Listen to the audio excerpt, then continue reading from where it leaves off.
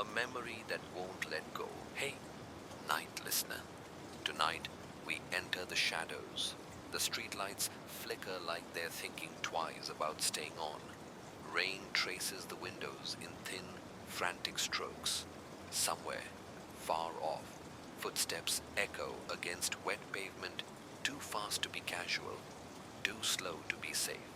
The city is quiet, but not asleep. Not tonight. If this story found you, maybe it's because you've been followed too. So, before we vanish into this mystery, like the video and subscribe only if you can handle the truth buried beneath the lies. Comment your location and tell me, are you drawn to the truth, the thrill, or the justice? Now lock your doors, take a deep breath, and follow me into the dark. You remember the night perfectly. The kitchen smelled like garlic and burned toast.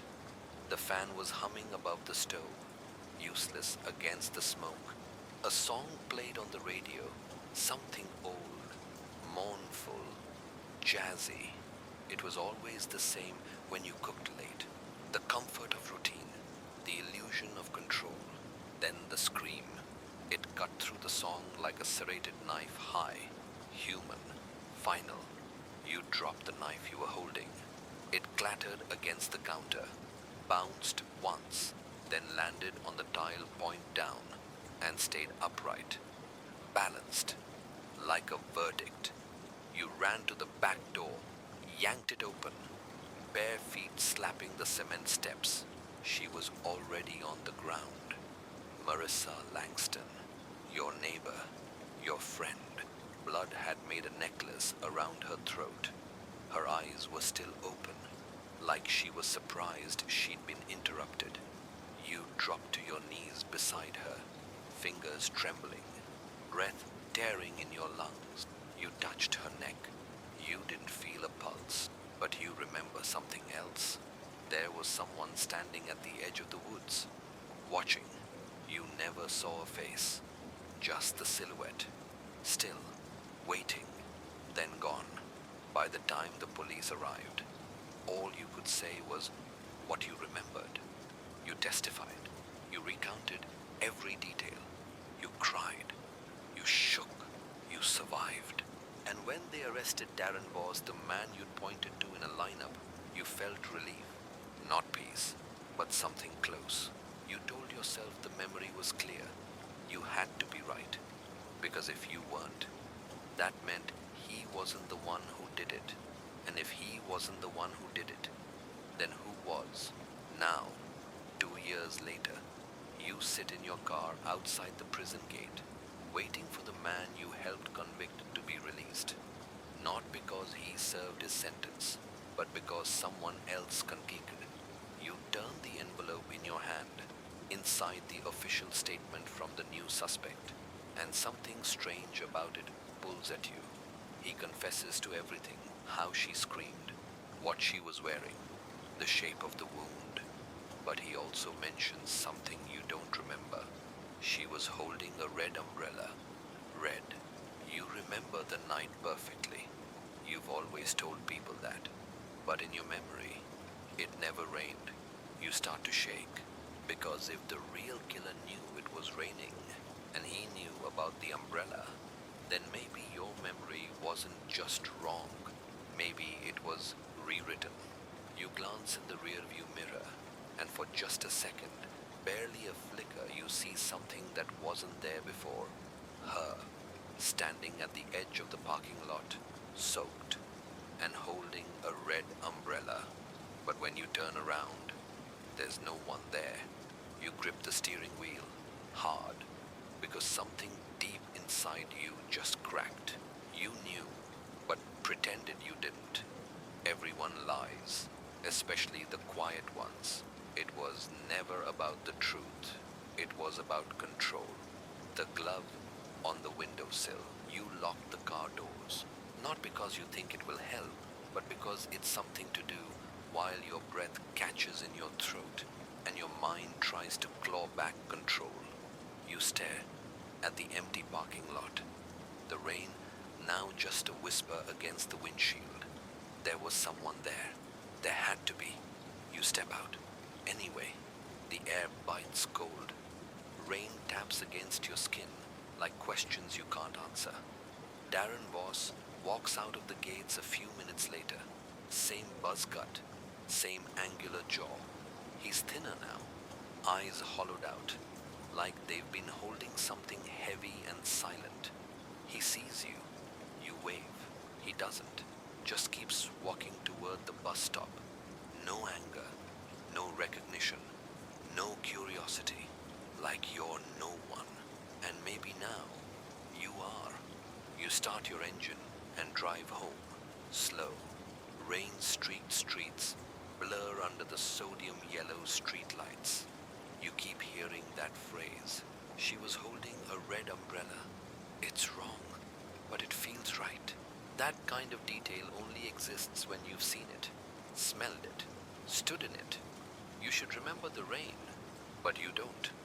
And that terrifies you. Because if the weather's wrong, what else is speak as you pull into your driveway? Kill the headlights. Your kitchen window is cracked open, just slightly, which you did not leave it. You approach carefully, keys between your fingers, like a weapon you're pretending you know how to use. Inside, the house is quiet, too quiet. No hum of the fridge, no clock ticking in the hall, just silence. You turn on the light and see it, there on the windowsill, a single leather glove, wet, black, worn at the wrist. You pick it up. Your breath stops. The tag inside reads, Voss. You remember seeing it in the evidence photos. It was submitted during the trial, supposedly found in the storm drain behind Marissa's yard. It helped convict him. You never should have seen it again. You drop it, like it burned you. The kitchen light flickers once, then steadies. You glance around the room. Nothing else is disturbed. And yet, it feels like the whole place has been rewritten in your absence. A moment later, the phone rings. Not your cell phone. The landline you never use. The one only your parents and junk mail callers know. You let it ring once, twice. You pick up on the third. No one speaks, but someone's breathing. Long, wet, controlled. You stay on the line. Then a voice, low and gravelly, finally speaks. You saw her die. You just never watched her fall. Click.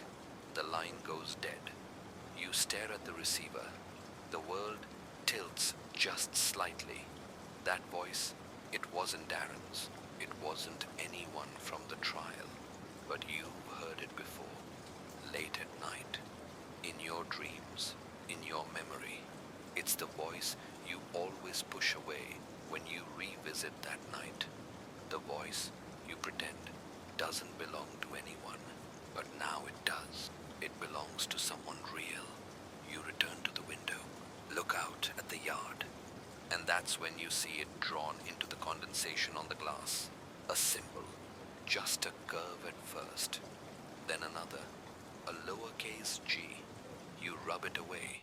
But your hand comes back wet with blood. You wipe your palm on your jeans. Your pulse sprinting. You run to the evidence box you kept from the trial. The one you were told to destroy, but never could. Inside are your notes, the old trial transcript, and a single photo you never showed anyone. A shot of Marissa from earlier that day. She's holding an umbrella, but it's blue. Your entire stomach twists. If the real killer said red and the umbrella was blue, then neither version is true. You knew, but pretended you didn't. Everyone lies, especially the quiet ones. It was never about the truth. It was about control. And control is something you no longer have. The voice that doesn't belong. You don't sleep. Instead, you sit in the kitchen with the lights off, staring at the glove resting on the windowsill.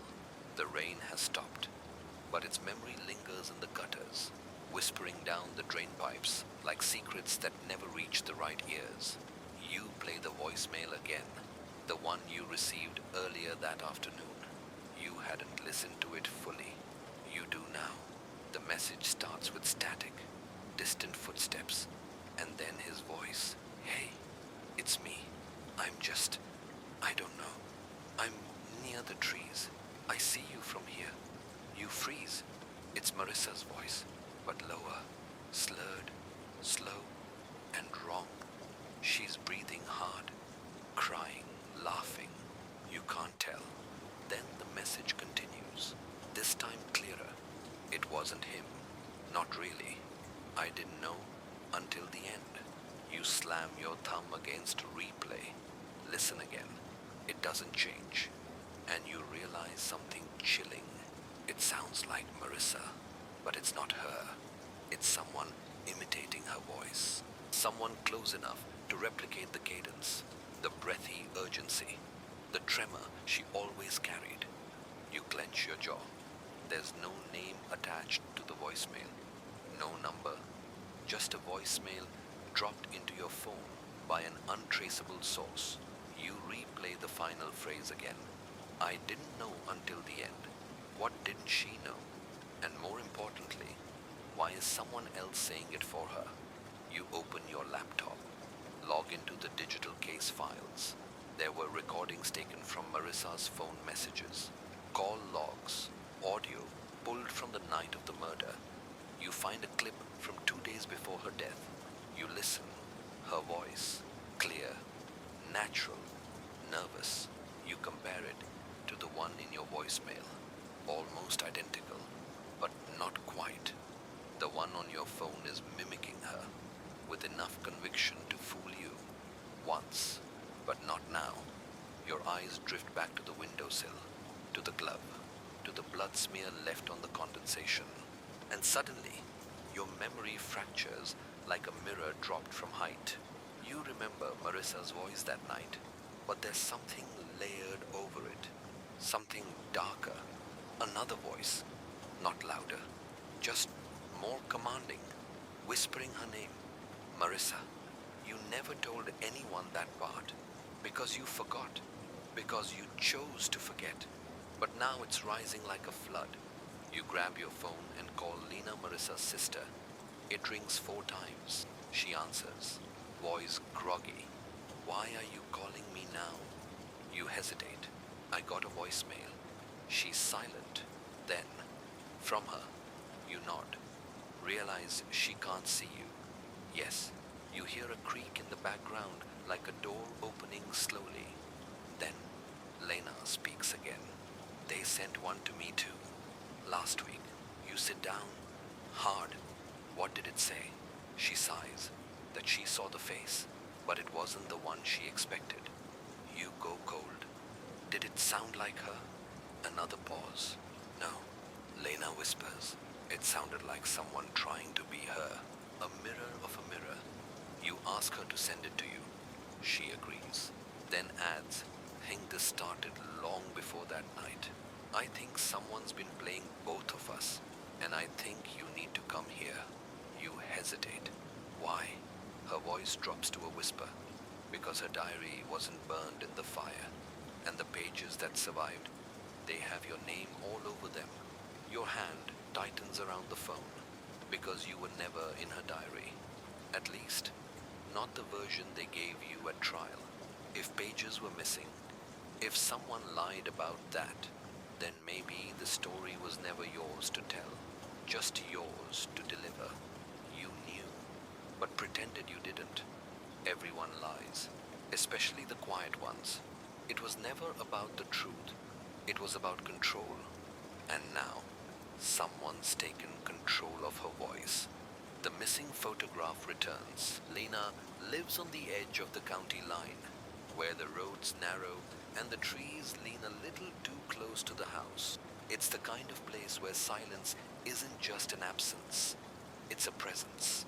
Watching. You park at the end of her gravel driveway. The porch light flickers, but stays on, as if deciding not to warn you away just yet. She opens the door before you knock, pale, tired, alert in a way that suggests sleep hasn't visited her in days. You don't hug. You step inside. Her living room is filled with boxes, some labeled with court dates, others with words like discovery, personal effects, and duplicates. She hands you a cup of lukewarm coffee. I found the diary 2 nights ago, hidden in the lining of her old suitcase. You sit on the edge of the couch. She lays it on the coffee table between you. Leather bound, charred at the corners, edges curled like they're trying to forget what they once held. You flip it open a bit. Her handwriting dances across the page in loops and slashes. Familiar, haunting. Then you see it. March 12th. Filth. I told him I saw the glove. He told me it wasn't mine to find. You freeze. Your hand brushes the windowsill instinctively, but you're not at home anymore. Still, the feeling follows you. Lena speaks softly. That wasn't Darren. He didn't wear gloves that day. His prints were on everything. He never tried to hide it. You look up. Then whose glove did they use in the trial? She shrugs. Someone else's. Someone who wanted him blamed. You turn another page. Another entry. This one with your name. He said, I should tell your name everything, but I'm scared. Not of what happened, of what didn't. A chill climbs your spine. Before you can ask, Lena hands you a photograph. Your hands shake before you even see what's on it. It's Marissa, standing in the kitchen. That night, the timestamp is burned into the corner 11:04 p.m. She's holding a glass of wine, smiling, and next to her, you, laughing, your hand around her shoulder. And you have no memory of this moment. None. You weren't with her then. You were at home. Weren't you alone, thinking pacing Lena watches your face pale? That was in the suitcase, too. It wasn't in any of the case files, wasn't even on her phone.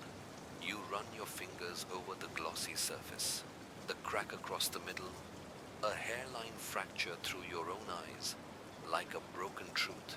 This doesn't make sense. You whisper, and then you hear it, the sound of a camera shutter. You both turn. No one's there.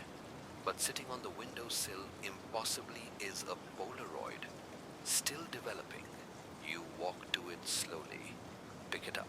It's a photo of you and Lena right now. Same clothes, same posture, same look of shock. But the angle, it's taken from inside the room. Behind you, you whirl around. No one, just the quiet click of the clock on the mantel, ticking backward. You knew, but pretended you didn't. Everyone lies, especially the quiet ones. It was never about the truth. It was about control. And someone's been controlling the story from behind the lens. You're not in the mirror. You leave Lena's house before dawn. The Polaroid still warm in your coat pocket. You don't speak much after that. Just an understanding this goes deeper. Not just a wrongful conviction. Not just a killer loose. Someone's crafting the memory, stitching a narrative that never truly belonged to you. You drive with the windows up, the radio off, trying to outrun the static in your head. But memory follows like fog. And in your rearview mirror, you swear just for a second you see her again. Marissa, not how she looked in life, not even how she looked when they found her, but how she looked in that photo, with you, smiling. Only this time, her eyes are open too wide, and her mouth is frozen in something between laughter and a scream. You blink. She's gone. Back home. The hallway mirror catches you at an angle as you step through the door. You pause. Something's off. You lean in. There's your coat. There's your breath fogging the glass. But your reflection doesn't follow. It lags. Half a second too slow. Like it's waiting to see what you'll do before it commits. You step left. It steps late. You raise your hand. So does it delayed. You speak aloud, stop, and for a moment, it doesn't. Your reflection smiles before you do, then sinks. You back away, hard. You yank the hallway curtain over the mirror and tape it down. The mirror's surface ripples in your peripheral vision like water under pressure. Something is bleeding through. You need air. You open your front door, and there, on the welcome mat, is another envelope, handwritten, no stamp. Inside a page torn from Marissa's diary, your name at the top. The ink is fresh, but she's been dead for 2 years. He watched me through the mirror again. I told him I hated it. He said it wasn't him, that it was you. You crumble it in your hand, but the words are already inside you, because this isn't just about guilt anymore. This is about possession, of a memory, of a story, of a reality. You walk to the bathroom, unsure why. Some instinct. Flip the switch. Fluorescent lights buzz. You lift the edge of the vanity mirror, and tucked behind it, taped to the drywall, is a photograph you didn't put there. You and Marissa. Again. Same day. Same smile. But in this one, there's a third figure. Blurred. Shadowed. Face impossible to make out. But it's not the blur that breaks you. It's what they're holding. A mirror. And in the reflection, you're standing alone. You knew, but pretended you didn't.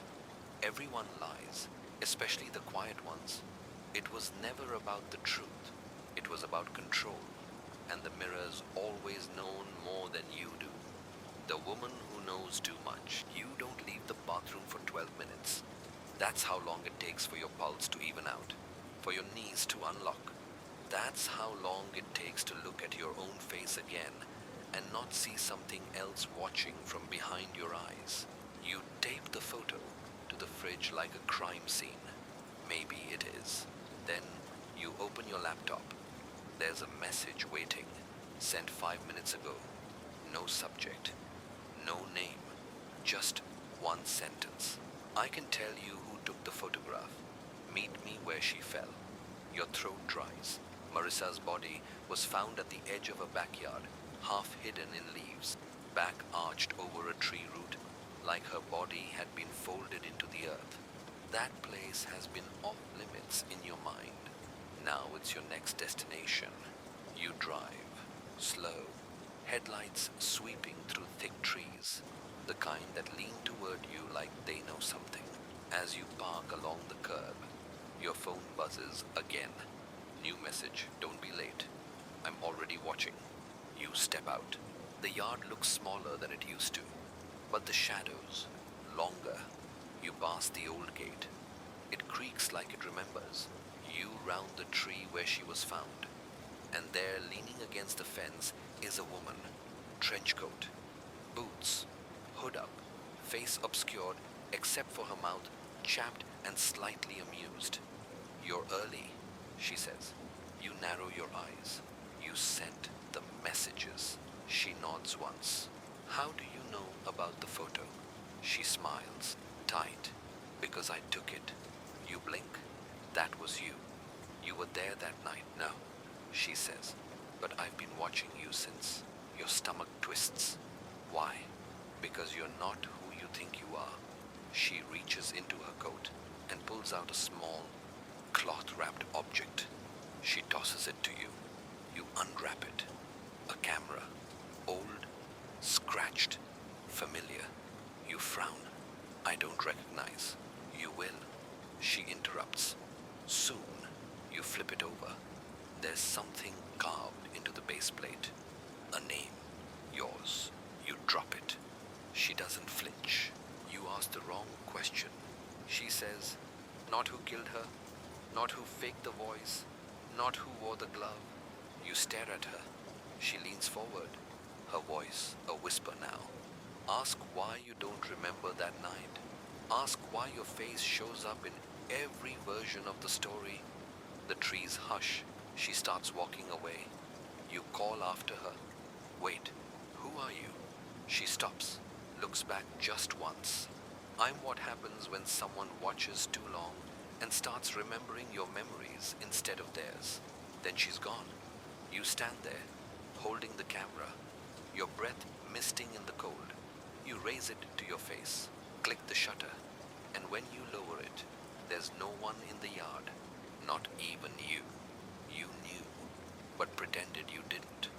Everyone lies, especially the quiet ones. It was never about the truth, it was about control. And now, control has a new photographer, the ticking tape recorder, back home. The camera sits on the kitchen table like a loaded confession. You haven't touched it since the woman handed it to you, but it pulses in your mind like it's ticking, like a bomb with no wires. You finally open the film compartment. Inside, instead of film, there's an old microcassette, labeled in sharp red ink, "Play me before you forget." Your hands tremble. You dig through your drawers until you find your father's old tape recorder still working. Barely. You slide the cassette in, press play. The tape crackles, static. Then a voice, your own. If you're hearing this, then it means you're starting to forget. Good. That's what we wanted. You stop breathing. The voice continues. The night Marissa died, you weren't supposed to be there, but you were, and you saw something you couldn't explain, so you rewrote it. You rewind, replay. It doesn't change. Your own voice. Matter of fact, confessional, empty. The man they arrested, Darren, he was a decoy. That's why I picked him. That's why I made him fit. Click. We're. And the umbrella. The glove. The voice all planted. All part of the script. The story needed a shape. You gave it one. You stagger back. Collapse into the nearest chair. Your own voice, from a version of yourself you don't remember, is telling you that the case was staged. You press play again. The worst part isn't what you did. It's that you believed it. You became the lie. Click. If she speaks to you again, run. You rip the tape out. Throw it against the wall. It pops open. The magnetic ribbon spills like guts across the floor. You sit there, shaking, trying to separate the truth from the noise, from your own voice.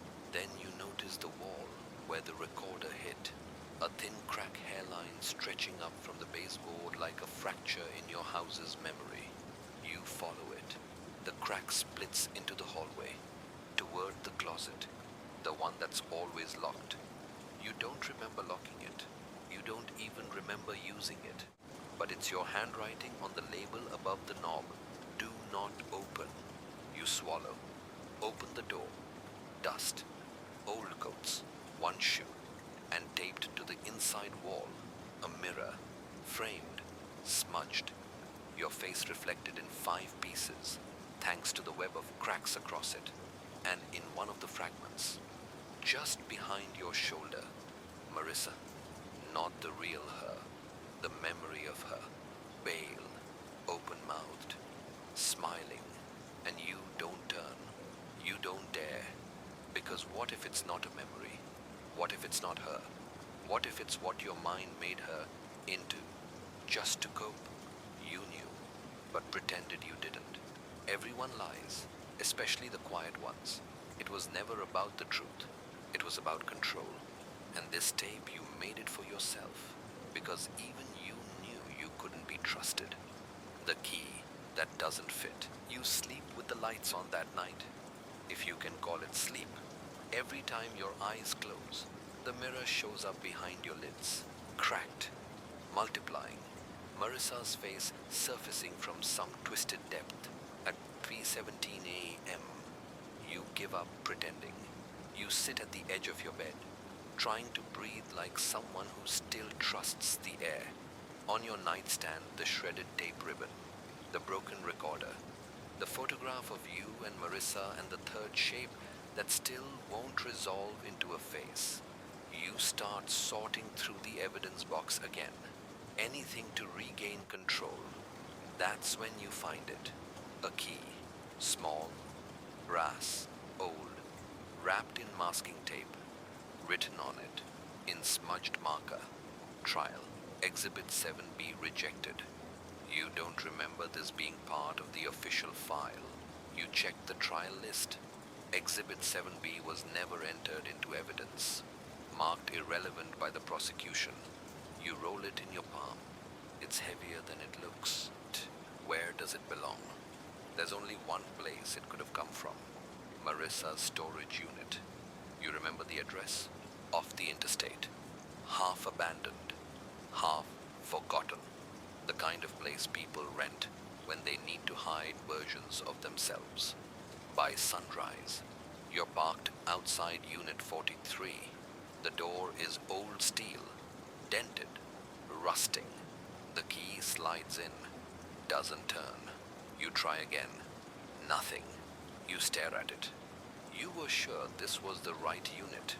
Then your eyes catch something scratched into the wall just beside the number. A faded 1, like someone scraped away part of the label. Unit 143. You walk farther down the row, and there it is, buried behind weeds and yellowed caution tape. Unit 143. You insert the key. It turns. The lock drops like a body. Inside, dust floats in cold shafts of light. Everything's covered in sheets. It smells like rust and forgotten paper. You pull back the first tarp. Boxes, labeled in Marissa's handwriting. One reads, "The real story." You open it. Inside, an unmarked videotape, a typewritten manuscript, a burned photo album, and a note addressed to you. You hesitate. Open it. The handwriting is erratic, slanted. If you're reading this, the story's already rewriting itself. I tried to leave a record. I don't know how long it will hold. The killer isn't who you think. It might even be you. Your hands go cold. You read the last line 3 times. The truth won't set you free. It'll trap you in the version you forgot you wrote. You look at the typewritten pages. The first line reads, "She remembered the murder perfectly until the real killer spoke." And under that, by your name, you stagger back because you didn't write this. At least you don't remember writing it. But the words on the page, they feel like yours. You knew, but pretended you didn't. Everyone lies, especially the quiet ones. It was never about the truth. It was about control. And now, the story has a version with your name on it. The manuscript bleeds ink. You stare at the typewritten page like it might change if you wait long enough. It doesn't. Your name is still there. The title is still wrong. Because this isn't a story. Not anymore. It's a weapon. A trap made of paper and memory, and you flip through the manuscript. 20 pages. Each one an exact scene from the night of the murder, but not the way you remember it. In this version, Marissa never screams. She doesn't fight. She whispers something to someone she trusts and dies with their name on her lips. Your name. You close the pages, shake your head. No, you whisper. That's not how it happened. But the pages don't care. They feel older than you remember being. More confident. Written in your style, but with a certainty you never had back then. You slide the manuscript into your bag. Grab the unmarked VHS tape. There's a portable player in the corner, dusty, but plugged in. You insert the tape. It hums like something waking up from a coma. The screen flickers. A bedroom. Not yours. Marissa's. She's sitting on the bed, talking to the camera, crying. If this gets out, it means he's already lost control. You can't let him bury this. He thinks he's fixing something, but he's making it worse. She looks terrified. Not just scared for her life, but for someone else's soul. She leans closer. I know he loves me, but it's not real.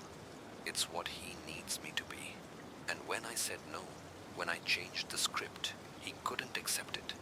Your throat closes, she continues. I told him to stop. I told him to stop rewriting me, but he just kept typing. The screen glitches. Her face warps, twists, resets, like someone's taped over it too many times. And then the video cuts. Static. A single frame appears, frozen. Your hand, holding a pen, a smudge of ink on your wrist. And on the desk, the same manuscript, the one in your bag. You shut the player off. Your breath sounds like it doesn't belong to you anymore. You check your hands. They're shaking. But the smudge, it's there. Ink on your wrist. Black, fresh. But you haven't written anything today. You haven't written anything in weeks. You glance back at the box. Now, there's something else on top. Something that wasn't there a minute ago. A black notebook, unlabeled. You open it. Inside your handwriting. Page after page. Not memories. Not notes. Edits. Scene corrections. Dialogue swaps. Rewritten motives. You read one aloud. Marissa doesn't fight. She understands. She forgives. You stare at the words, then flip forward. Another line. Delete the scream. Replace with silence. You want to burn it, but instead, you whisper, "Who was I back then?" And the answer echoes in the empty unit. You were the author. You knew, but pretended you didn't. Everyone lies, especially the quiet ones. It was never about the truth. It was about control. And you've been holding the pen longer than you ever admitted. The ink is still wet. You don't remember driving home. But suddenly, you're back. The manuscript is on the passenger seat. The tape in your coat. And the black notebook, still open in your lap. But something's different. You lift the pen beside it. Not your brand, not your style, yet your name is etched into the metal barrel, clean and deliberate. You didn't order this. You didn't earn it. Still, your hand wraps around it like muscle memory. The notebook flips itself open to a blank page. You stare, and then, before you know it, you're writing. Words spill out, but they're not your words. At least, not now. She said no again.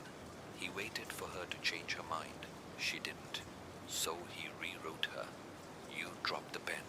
It clatters onto the floor. Your hand throbs like it's been branded. You tear the page out. Ball it up. Toss it. But when you turn back to the notebook, the page is still there. Uncreased. Ink shimmering like oil in water. Still wet. You don't remember writing this, but the paper remembers you. You slam the notebook shut, toss it across the room. It lands face down, open anyway, displaying a new line. He blamed the mirror, the voice, the glove, but never the pen. A knock at the door snaps you out of your spiral. You freeze. You weren't expecting anyone. No deliveries, no appointments. No one knows where you are. You peep through the peephole. Nothing, but something's there left on the mat. You open the door, carefully, step out. It's another photograph, glossy, damp. You lift it. It's you, sleeping, from inside the house, from above the bed. Your chest tightens. You raise back inside, tear open the bedroom closet. Check every inch of the walls. There, near the ceiling, is a tiny black lens embedded into the molding. You never noticed it before. Now it stares back like an unblinking eye, watching, recording. For how long? You pull a chair, rip it out of the wall. Behind it a cable, running into the wall. Deeper, you follow it through the hallway, past the bathroom, into the attic. You haven't been up here in years. Cobwebs, boxes, old clothes, and in the far corner a terminal, glowing, humming, a live feed, your living room, your bedroom, your face. You stare at yourself staring back. The screen flickers, changes. Now, Marissa's face, closer than it should be, like she's on your side of the screen, mouthing something. You lean in, replay it. 3 words. You read her lips. Stop. Writing. Me. The screen goes black. Smoke curls from the edges of the monitor. The whole unit shudders. Then click. A drawer pops open. Inside, another notebook. Identical. Untouched. Except this time, the title reads, The Ending. You open it. The first page says, you get to choose, but only if you remember what really happened. You don't. Not fully. Not yet. But the pen is in your hand again. You knew, but pretended you didn't. Everyone lies, especially the quiet ones. It was never about the truth. It was about control. And someone's still controlling the ending, unless you take it back. The version you can't erase. You leave the attic, but the attic doesn't leave you. Not when you walk, not when you sleep, and certainly not when you dream, because the screen may be off, but your mind's still playing it, frame by frame. Marissa's mouth moving in silence. That second notebook waiting like a loaded gun in your pocket. You sit at your kitchen table, both notebooks in front of you now, the real story and the ending. You flip open the second. It's empty. Every page, clean, inviting. You pick up the pen, hesitate. Then, without quite realizing it, you write a single line. The killer confessed, but not to the police. Your own handwriting. But something feels altered. The loops are too tight, the pressure too deep. You've studied your writing for years. It used to be your signature in courtroom exhibits. This isn't that. You flip back through the real story. Compare the loops, the shapes, the spacing. Identical. Your past handwriting matches the new ink perfectly. But it doesn't match your current hand. It's as if whoever wrote this version of events is someone who used to be you, but isn't anymore. You slam the notebook shut, pull your phone, call the last number you should ever dial. Detective Harris, retired now, haunted, but still watching. He picks up on the third ring. I was wondering when you'd call. You say nothing. You found it, didn't you? He asks. The tape, the story, the pages that weren't supposed to exist. You clear your throat. Why didn't you tell me? He exhales.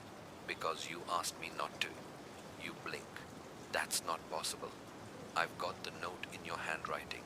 Said if I ever heard from you again, I should remind you that forgetting was the only way to survive. Silence stretches between you. Then, do you still have the evidence box? He hesitates. Then whispers, no. Who has it? It went missing the day after you testified. Your head spins. It was in my apartment. No, he says. That's what you told yourself. There's rustling. A click. He returns. I'm emailing you something. Right now. You wait. Your screen buzzes. An image attachment. It loads slowly. A screenshot from a security camera. The courtroom hallway. Day of your testimony. There's a figure walking out, holding the evidence box, face turned away. You lean in, and your stomach drops, because the coat, the watch, the limp, they're all yours. It's you, leaving the courthouse, holding the box. But you don't remember it. You don't remember that day at all. Detective Harris says, you wiped it. That part of your memory said it was too dangerous to carry. Your voice is barely a whisper. What did I do? You rewrote the case. He hangs up. You sit there, unable to move.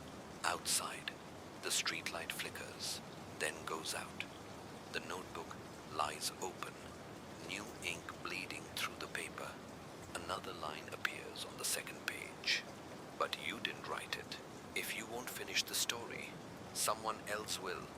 You knew, but pretended you didn't. Everyone lies, especially the quiet ones. It was never about the truth. It was about control. And if you don't reclaim the ending now, it will be written without you. The face you almost recognize. You don't sleep. You don't eat. You sit there, hunched over the two notebooks, trying to trap the story before it traps you. But it keeps shifting like fog lit by flashlights. The page now says, you remember her voice, but not who gave it to her. You flip to the front of the real story again. Look at the title. She remembered the murder perfectly. And yet, Marissa's voice from the tape echoes in your mind. He kept changing the story, changing me. What if the version she remembered wasn't the one she lived? What if you wrote the one she remembered? Your hand trembles over the page. You need answers. You need a witness who's not in your head. You think of one. Clara, Marissa's sister. Estranged, shattered by grief, vanished after the trial. She used to say something that scared you then and terrifies you now. Memories lie. Paper doesn't. She left town, but not the country. You call every contact you can find. A former paralegal, a cafe owner, a trail of rumors and regret. Finally, a hit, an email sent to your inbox from an encrypted domain. No greeting, no sign-off, just a subject line you shouldn't be remembering. Attached a photo, taken last week. A woman with her back turned, standing outside a bookstore in Prague, holding a mirror, not for her, for the camera, and in the mirror's reflection, your face, behind her. Only, you weren't there, were you? You zoom in. Your expression in the mirror is wrong, mouth curled, eyes knowing. You look like someone who meant to be caught. You call the number in the email footer. It rings once, twice, then clicks. A voice says, you came back. You pause. Clara. A sigh. You should have stayed gone. I don't remember writing the ending. You say, that's the point. Then help me remember. You sure? You didn't like what you found the first time. Tell me anyway. Clara hesitates. Then you came to me the night she died. Your hands were shaking. You had pages, drafts, versions of her death, different ways it could have gone. No, you whisper. I didn't.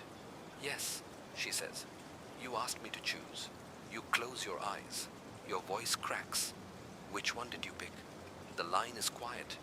Then Clara says, I didn't. You wait. She continues. You took the pages back.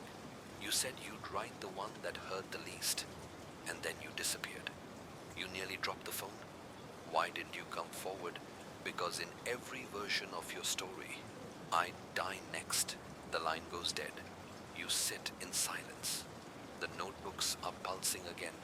In your periphery, you open the ending. A new sentence appears. If she won't pick, someone else has to. You look back at the mirror. Your reflection is smiling, but your face isn't. You knew, but pretended you didn't. Everyone lies, especially the quiet ones. It was never about the truth. It was about control, and control might have never been yours to begin with. The reflection, that remembers. Members first, you take down every mirror in the house, one by one, frame by frame, glass by glass, because they're watching now. Not just reflecting, remembering. You find yourself hesitating before turning corners, afraid of catching a glimpse of yourself, not because you look different, but because you don't. And maybe that's the problem. You stand in the hallway, staring at the last remaining mirror, the one you forgot. It's no bigger than a postcard, nailed to the inside of the hall closet. Used to check your tie before trial, or your smile before lying. You rip it off the wall. Underneath, carved into the wood, barely visible, you were here. You traced the letters, and below them, something else, carved deeper. So was she. You blink, and suddenly you see it. The faint outline of a second message scrubbed out, half erased, but bleeding through the grain. It looks like a date, 2 days before the trial. The night you vanished from your own memory. You dig deeper, you scratch, you uncover it fully. That night, you didn't just disappear, you went somewhere, and in the reflection, just for a moment, you see her, not Marissa, you, but older, or maybe deeper, eyes hollowed by too many rewrites, lips mouthing something you can't hear, but already know. You say it with her. This time, this story has no ending. Your phone buzzes, an email from yourself. No subject, no message, just a draft attachment titled Final Version DocX. You open it. Inside one paragraph, a courtroom scene.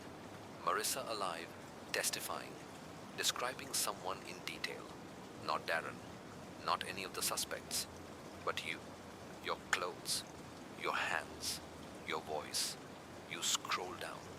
Beneath the paragraph, a line of red text, not standard formatting, more like a note to yourself.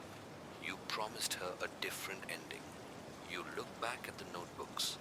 Both are open now, their pages fluttering despite no wind, no move. And in each, the same sentence appears at the top. Choose. You say it out loud. Choose what? No answer, but one page begins to write itself, letter by letter. Write the ending where she lives, but you don't. Your hands clench. The pen is already in them. You don't remember picking it up. You ask the only question that matters. Will that make it true? And then you hear the answer. Not in the room, but in the mirror. It already was. You just buried it. The clock on the wall ticks louder now, like a gavel, or a countdown, or a pulse. You knew, but pretended you didn't. Everyone lies, especially the quiet ones. It was never about the truth. It was about control.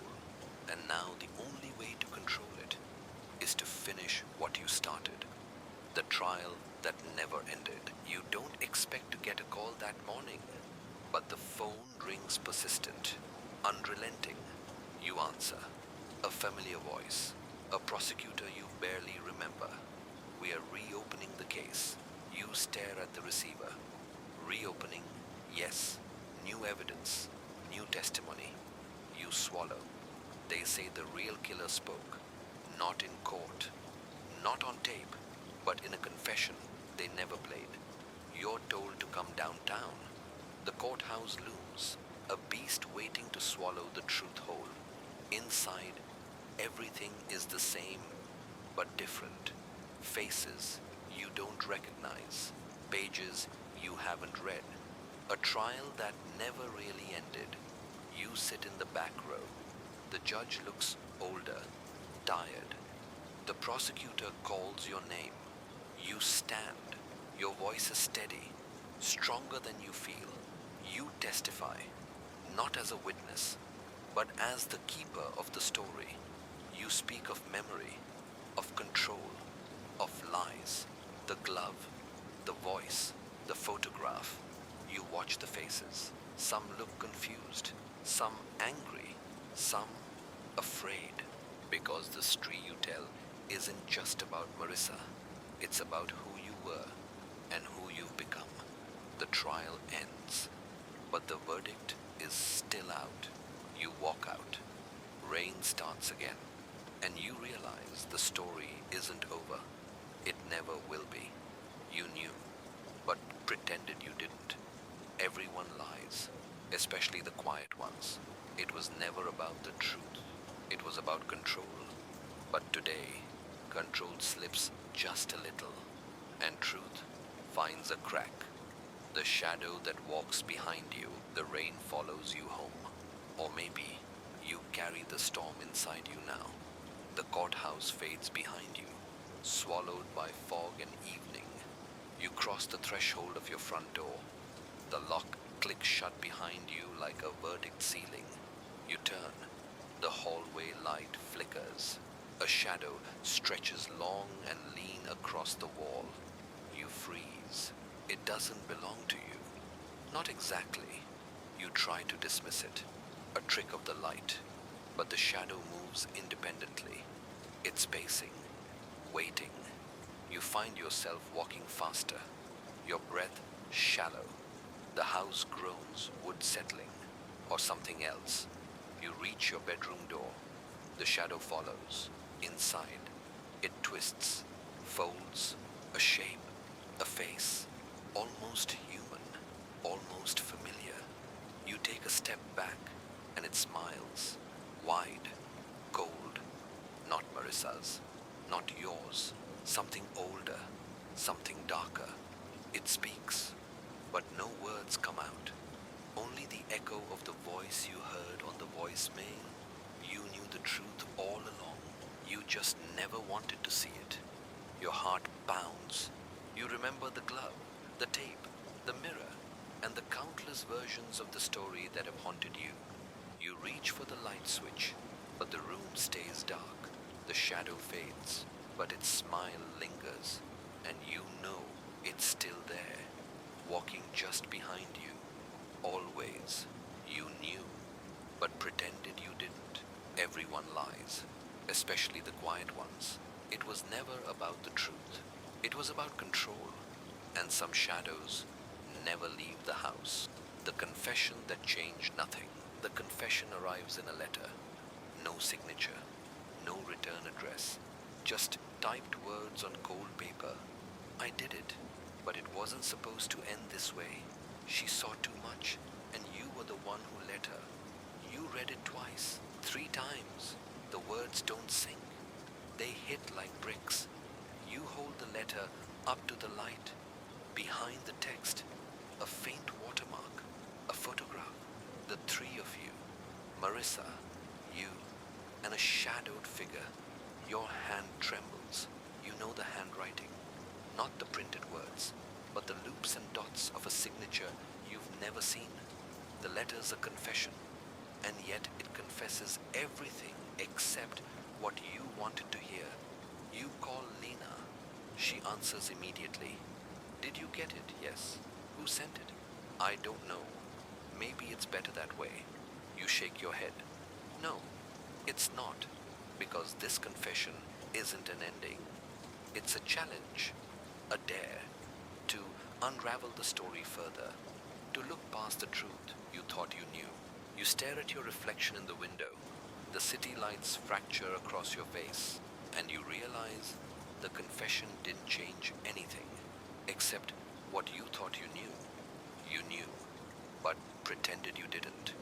Everyone lies, especially the quiet ones. It was never about the truth. It was about control. And control always has a price. The silence that screamed. You try to sleep, but find only silence. Not the comforting kind. Not the quiet that lets your mind rest. No, this silence is loud, like a scream trapped behind your ribs. You lie awake, staring at the ceiling, thinking about the confession letter, the shadow in your house, the mirror that never quite reflects you. Your phone vibrates. A message. No sender. Just a photo. It's the kitchen windowsill, and on it, the glove. Wet, fresh. You clutch the phone tighter, because the glove was supposed to be gone. Buried. Burned. Forgotten. But here it is, calling you back, summoning you. You dress quickly. Drive to Marissa's old house, the place where everything began. The air is thick, the door unlocked. You step inside. Nothing moved, except one thing, a clock, ticking backwards, slowly, relentlessly. You follow it to the living room. There, on the mantel, a cracked photograph. You pick it up. The edges are singed, and in the center, your face, staring back, but not yours, a stranger's. The silence screams, and in that scream, you hear one word. Remember, you knew, but pretended you didn't. Everyone lies, especially the quiet ones. It was never about the truth, it was about control.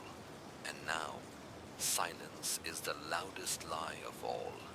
The trial's final shadow. You return to the courthouse, not as a witness, not as a defendant, but as a question waiting to be answered.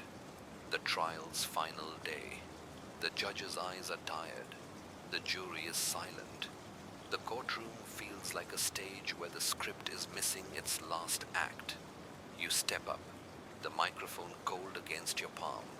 You speak, not about facts, not about evidence, but about memory, the fractures, the shadows, the stories rewritten. You tell them about the glove that reappeared, the voicemail that wasn't hers, the confession that changed nothing, the silence that screamed, and the mirror that remembered first. You see faces soften, furrowed brows relax. For the first time, doubt moves through the room like a living thing. After you finish, the judge leans forward. This case is no longer about what was seen or said. He looks at you. It's about what was never spoken. The gavel falls, not as a sentence, but as a pause, a breath, a chance. You step down. Outside, the rain has stopped, for now, but you know, the real trial is just beginning. You knew, but pretended you didn't. Everyone lies, especially the quiet ones. It was never about the truth. It was about control. And the final shadow belongs to those brave enough to face it. The choice between truth and madness. You stand outside the courthouse steps. The crowd is thin, some faces familiar, some strangers, but none here to see you. You clutch the notebooks, the photographs, the tape, the weight of all the rewritten stories, the lives altered. You feel a pull, two paths. One leads to speaking everything you know, the other to silence. You think about Marissa, her voice real, distorted, lost.